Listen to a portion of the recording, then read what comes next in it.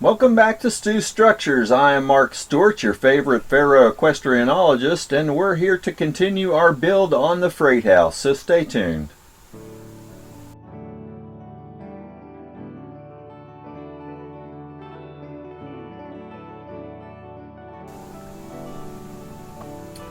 Okay, so this will be video 14 in the building of the freight house. In the last video, you see it was coming along quite well by the end of the video, and we've got a lot of things to do to continue on building on this. So let's just jump into this and get started and see how much we can get accomplished in this video.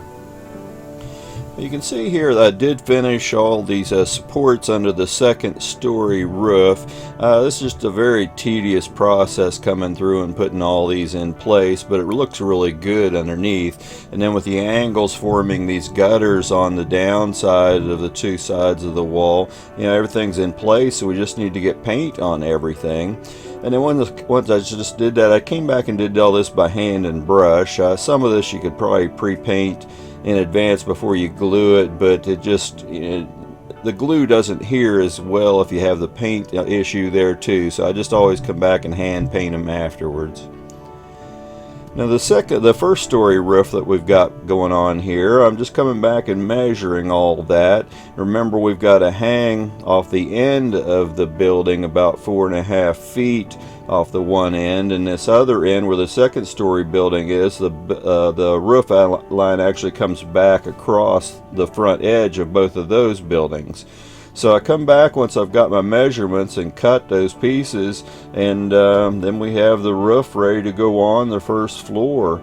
And we'll start working with that and getting it on there. Now, most of you know, but I'm just going to throw this out there for somebody that hasn't watched any of my videos before. A lot of the styrene I use just comes from various signs that I buy, and they come in various thicknesses. So we're going to start cutting the roof supports and stuff for underneath that first story roof. So I cut 2 long strips for this facial board that glues along the top of the brick edge where the roof meets the walls, and then the rafters will come out for that.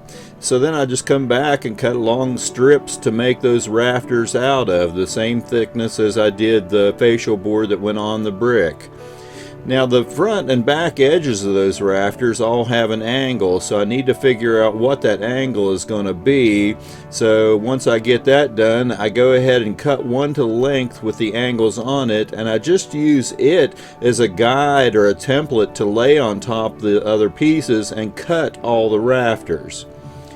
Now, one thing I do to make all this gluing this together is just this jig. I just used a 90-degree angle on it to make sure it was right, and you can see it here just laying on the bottom side of the roof after I've measured my 2-foot on centers for the rafters, and I come back and use that jig and just come through and glue all these rafters into place. And this isn't the best lighting in the world, but you can see the first side here is done with the rafters with the angles done out on the corners.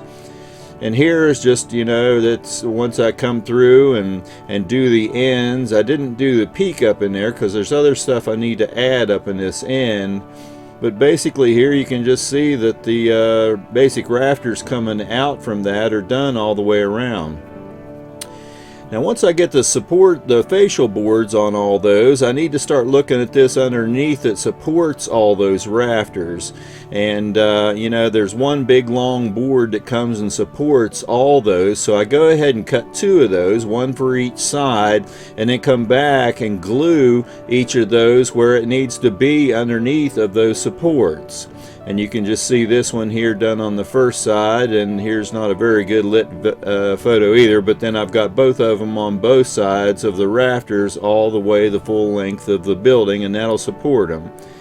Now there's 2 pieces underneath of that supports that, and those mount to those black upright supports on the wall. So this is the top piece, and then remember I had these molded pieces for the arms that come up and support it from that I molded a long time ago.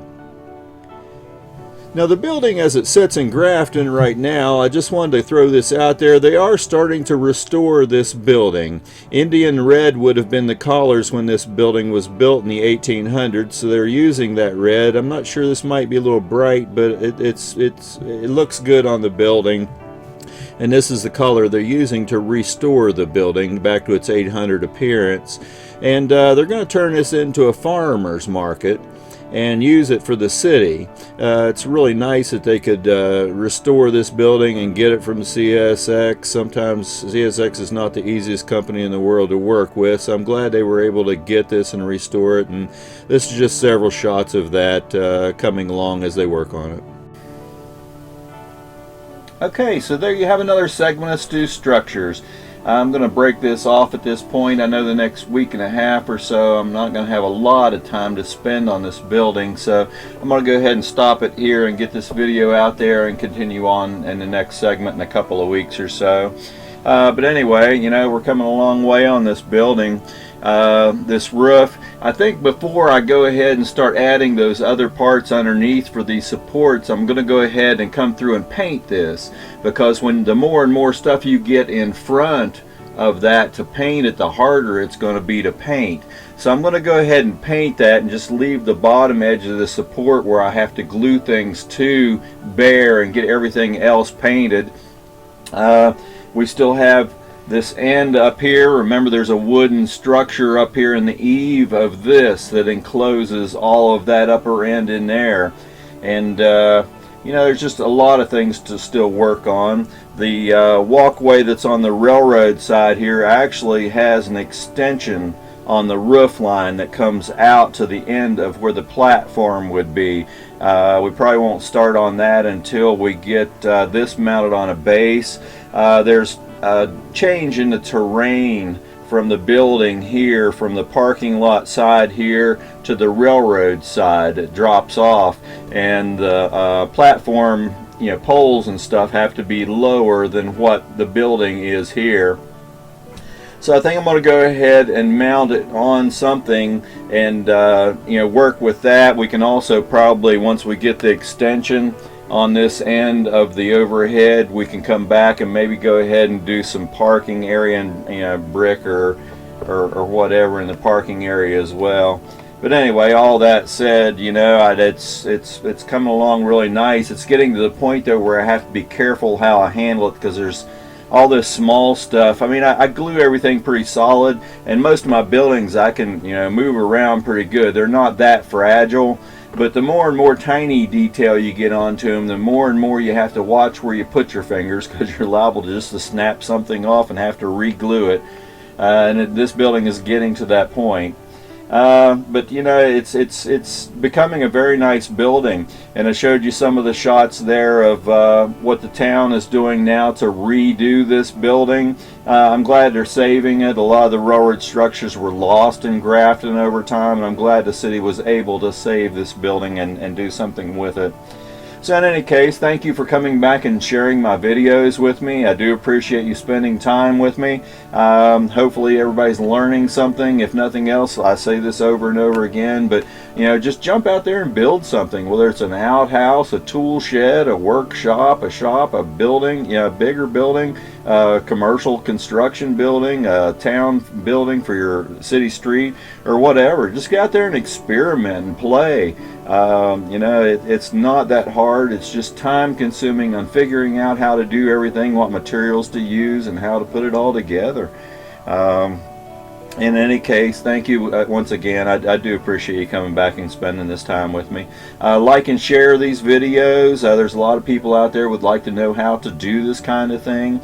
And subscribe to my channel and hit the little icon down below that looks like a bell, and then you'll be notified when the next video comes out. I have odd things that I throw out there from time to time. Most of you just saw the boneyards in the last couple of weeks, which was a little different for things that I normally do.